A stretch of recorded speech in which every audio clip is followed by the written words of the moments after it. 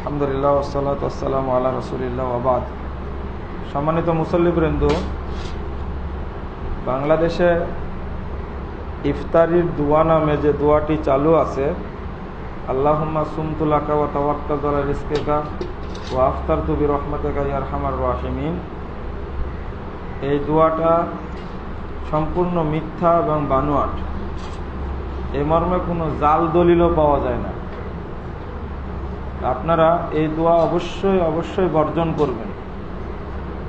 আল্লাহুম্মা লাকা সুমতু আলা রিজকিকা আফতারতু, এই দোয়াটা জয়ীফ, আবু দাউদে আসছে, কিন্তু হাদিসটা জয়ীফ হওয়ার কারণে এটাও বলা যাবে না।